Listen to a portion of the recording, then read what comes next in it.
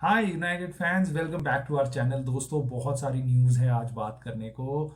John मर्टा को देखा गया है बार्सिलोना में, किसके लिए? मेसन ग्रीनवुड, फ्रैंकी डियोंग, इसके बारे में हम बात करेंगे। अमाड डियालो के रिएक्शन के बारे में हम बात करेंगे। न्यूकासल चेल्सी का गेम क्यों है हमारे लिए इंपॉर्टेंट, उसके बारे में बात करेंगे। एक लेसन है वहां पे यूनाइटेड फैंस के लिए जो हम डिस्कस करेंगे। दोस्तों, डैन एशवर्थ के बारे में एक दिल तोड़ने वाली न्यूज है, वो बात करेंगे हम। और छोटी सी ट्रांसफर न्यूज के साथ मैं इस वीडियो में आ रहा हूं आपके पास। सो लाइक कर देना इस वीडियो को दोस्तों, चैनल को सब्सक्राइब कर देना। आपकी इन चीजों से इस छोटे से चैनल को बहुत सपोर्ट मिलता है।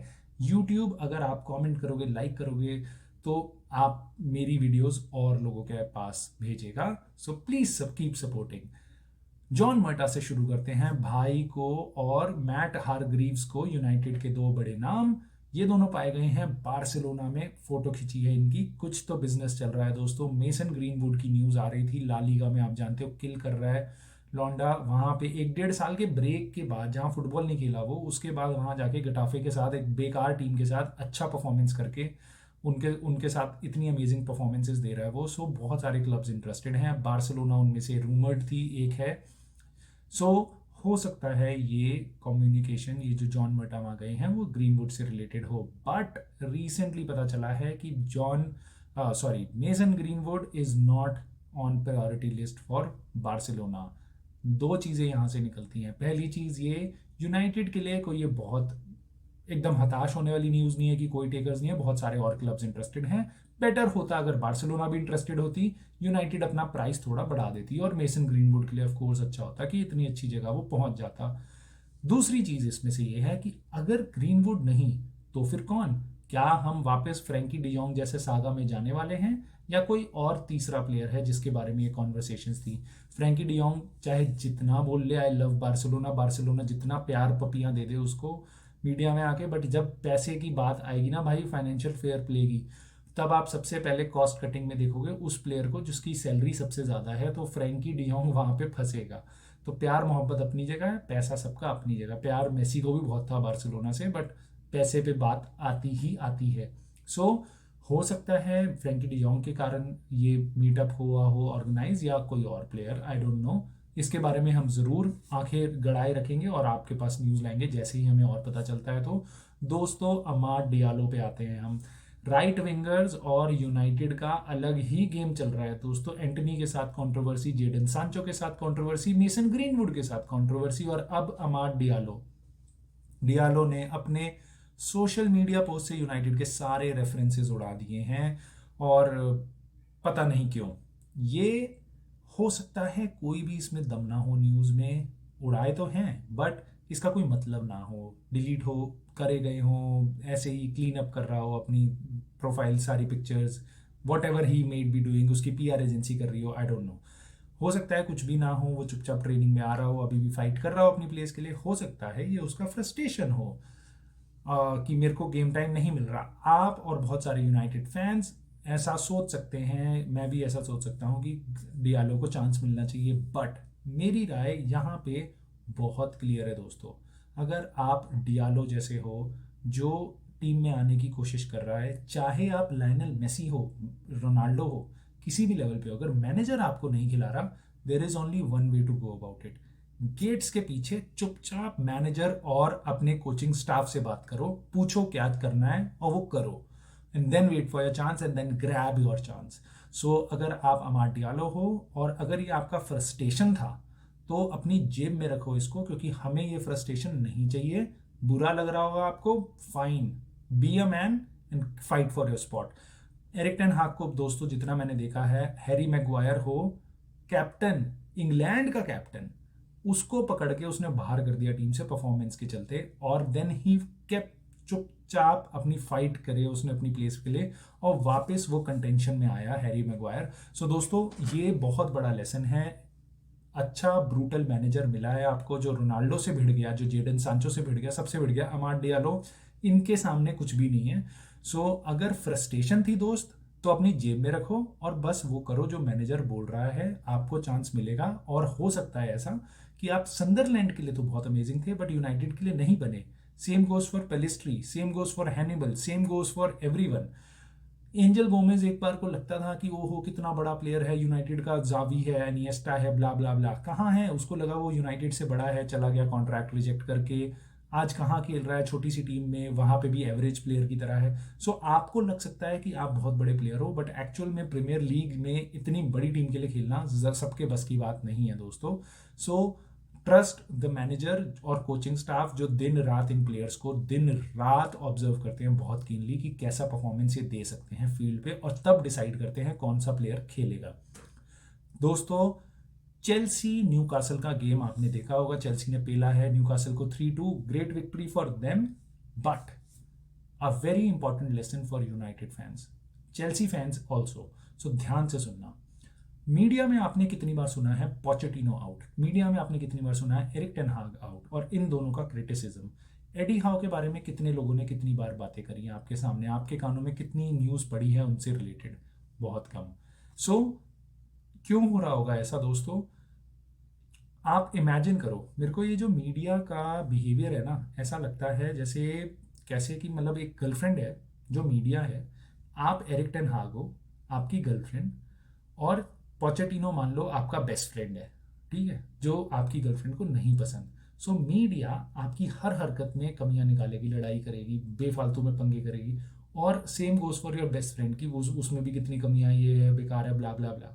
On the other hand Eddie Howe तो मेरा भाई है या मेरा दोस्त है, वो तो कितना अच्छा है, वो तो कितना प्यारा है, उसमें कमियां हैं वो दिखाई नहीं दे रही। सो दोस्तों, ऐसा जो बिहेवियर है ना मीडिया का, एरिक टेन हाग, पोचेटिनो एक तरफ, एडी हाउ एक तरफ, क्या डिफरेंस है इन लोगों में? एडी हाउ 3 साल से मैनेजर है, एरिक टेन हाग का दूसरा साल है, इंजरी क्राइसिस से बड़ा भरा हुआ, और पोचेटिनो को तो बेचारे का पहला साल है, उसको निकालने में लगे हुए हो।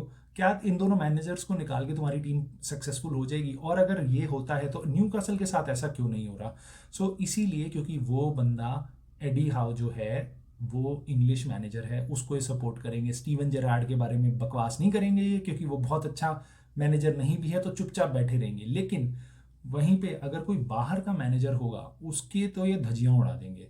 अगर बंदा इंग्लिश है तो सब वारे न्यारे हैं, कोई दिक्कत नहीं है, लैड नीड्स टाइम, और ये सब वो सब बकवास, और ही needs time, so why why doesn't Erik ten Hag और पोचेटिनो नीड्स टाइम? उनको जरूरत नहीं है, उनको नहीं जरूरत कि अपनी टीम को अपने हिसाब से प्रिपेयर कर पाए। सो ये पॉलिसी से as a fan, as a Chelsea fan, as a United fan, और even as a bare minimum football fan, दिमाग में अपने घुसाना और सोचना, जो चीज़ें आपके ऊपर फेंकी जा रही हैं न्यूज़ की तरह, बैठ के सोचना कि एक्चुअल में ये इसका मतलब बनता है क्या, ये कंसिस्टेंट है, या ये बस एक एजेंडा है। सो दोस्तों, मैं आपको इतना बता रहा हूँ, इस टाइम पे बहुत सारे लोग इंस्टा, फेसबुक और हर जगह वो ही बोलते हैं जो मीडिया में चलता है।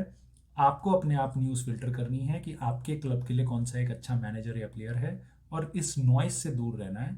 और बहुत सारे यूट्यूबर्स मैंने देखे हैं जो मीडिया में जो चल रहा होगा बस वो ही आपको बताएंगे, वो कभी भी दूसरा ओपिनियन नहीं रखते। अगर मीडिया कह रहा है कि मेरे को ये प्लेयर अच्छा है, अच्छा है, अच्छा है, उनको अगर वो बस वही बातें आपके सामने लाएंगे। अगर आपको देख के लग रहा है नहीं यार ये प्लेयर अच्छा नहीं है, लेकिन मीडिया ओवर हाइप कर रहा है, तो इट इज प्रोबेबली ट्रू। सो अपनी अकल ज़रूर लगाते रहना इन न्यूज़ के आसपास। दोस्तों, एक और न्यूज़ मैं आपके पास ला रहा हूँ, जो भैया ये वाला एपिसोड बहुत ही, ये वीडियो हमारी बहुत ज़्यादा लोडेड है न्यूज़ के साथ। सो डैन एशवर्थ की एक न्यूज़ अच्छी नहीं आ रही है। आपको, मेरे को और बहुत सारे यूनाइटेड फैंस को उम्मीद थी डैन एशवर्थ जल्दी से जल्दी आए। इनियोस भी पूरी तरीके से लगा हुआ है, उनका गार्डनिंग लीव का पीरियड जहां वो न्यूकासल के लिए काम नहीं कर रहे हैं वो 3-4 हफ्ते पहले स्टार्ट हो गया था, but as per their agreement Dan Ashworth किसी भी क्लब के लिए 2025 के समर से पहले नहीं खेल सकते, यानी अगले साल के समर से पहले आ ही नहीं सकते क्लब में। यूनाइटेड अभी कोशिश कर रही है, न्यूकासल के साथ बातें कर रही है कि क्या हम डैन एशवर्थ को पहले ले लें, हम आपको थोड़ा पैसा दे देंगे और आप इनकी गार्डनिंग लीव वाला क्लॉज हटा दो। दोस्तों, इस टाइम पे डैन एशवर्थ के बारे में ये सुनने में आ रहा है कि बातें तो चल रही हैं न्यूकासल और यूनाइटेड के बीच में, बट न्यूकासल बिल्कुल नहीं चाहती कि इस समर ट्रांसफर विंडो में अ, आए हमारे पास डैन एशवर्थ, और काफ़ी कम चांसेस हैं इस समर ट्रांसफर विंडो से पहले आने के। बहुत चांसेस अब स्ट्रॉन्ग इसके बारे में बन रहे हैं कि उनको कुछ पैसा चाहिए होगा, और तब वो नेक्स्ट जनवरी में अलाउ करेंगे कि वो यूनाइटेड को ज्वाइन करें। So this is going to be a heartbreak news for a lot of United fans. Erik ten Hag, क्योंकि हम सबको पता है कि एरिक टेन हाग को एक अच्छे स्ट्रक्चर की कितनी ज़रूरत है और डैन एशवर्थ उसमें कितना इंपॉर्टेंट रोल प्ले कर सकता है। और इससे आपको दिखता होगा कि यूनाइटेड फैंस की समझ कितनी जगहों पे कितनी सॉलिड है। मतलब जो भी सेंसिबल यूनाइटेड फैन होगा इस टाइम पे डैन एशवर्थ के बारे में ज़रूर पूछ रहा है, उसके बारे में नज़र ज़रूर रख रहा है, क्योंकि उसको पता है कि ये साइनिंग ऐसी है, it is not like a player कि एक अच्छा प्लेयर मिल गया, इट इज़ लाइक कि एक अच्छा क्लब बना सकता है हमारा। सो देखते हैं, इसके बारे में हम बहुत क्लोजली फॉलो करेंगे इस न्यूज़ को, और अगर कोई डेवलपमेंट्स होती हैं तो हम उसके बारे में ज़रूर बात करेंगे। और लास्टली दोस्तों, जाने से पहले मैं आपको टच करूंगा कुछ ट्रांसफ़र अपडेट्स। जोआओ नेवेज मिडफील्डर 19 साल का, पोर्चुगीज लीग में खेल रहा है, 100 मिलियन के आसपास का उसका रिलीज क्लॉज है और उनसे नेगोशिएट करना बेनफिका से बहुत इजी नहीं होगा। फेब्रिजियो रोमानो ने कंफर्म करा है कि बातें चल रही हैं बट मे बी अनलाइकली कि यूनाइटेड जाए। मैं भी यही बोलूँगा, भैया 100 मिलियन दूर हो जाओ, 19 साल का लड़का है, बहुत एक्सेप्शनल भी होगा, बट हमारी ज़रूरत इस टाइम पे मिडफील्डर नहीं है। मिडफील्डर हम पे फिर भी हैं, हम पे स्ट्राइकर नहीं है। हॉयलैंड गया तो कुछ भी नहीं होता।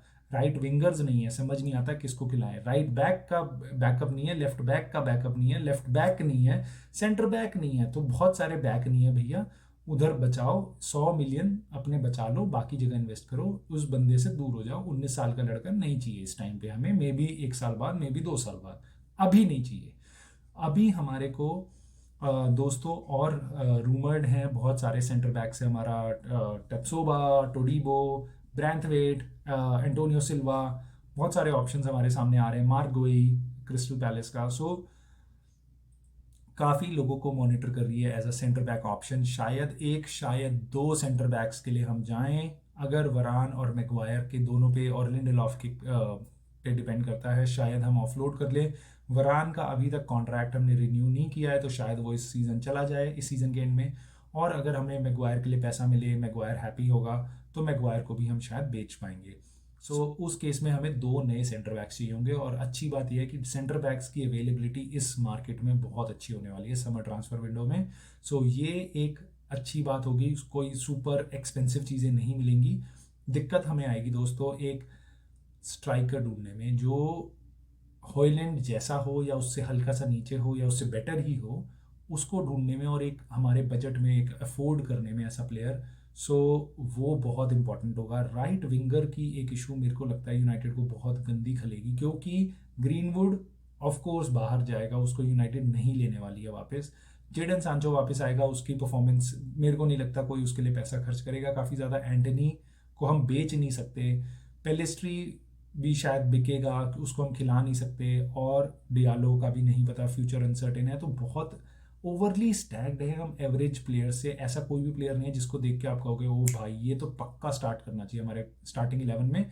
सो मैं आपसे एक सवाल पूछता हूँ दोस्तों, कमेंट करके मेरे को बताना, दो राइट विंगर्स अपनी चॉइस के, आप भूल जाओ अभी कोई पैसे की लिमिटेशन है कुछ भी ऐसा है, दो राइट विंगर्स किनको आप देखना चाहोगे अगले सीजन यूनाइटेड के स्क्वाड में, कि ये दो बंदे इस स्पॉट के लिए फाइट कर रहे हैं। गर्नाचो हटा दो, एज्यूम करते हैं गर्नाचो और रैशफोर्ड लेफ्ट विंग पे है, हॉयलैंड और एक नया स्ट्राइकर स्ट्राइक पे है, दो राइट विंगर बताना। हो सकता है कि जो अभी करंट लॉट है उसी में से आपको दो पसंद हो सकता है आप नई साइनिंग करना चाहो, हो सकता है आप एक को हटा दो एक को रख लो, हो सकता है आप सबको निकाल दो और दो नए लाना चाहो। सो कौन से दो राइट विंगर्स होंगे मेरे को कमेंट करके बताना दोस्तों। वीडियो सही लगी हो तो लाइक करना और चैनल को सब्सक्राइब ज़रूर करना। मैं आपसे मिलता हूँ जल्दी अगली वीडियो में। बाय।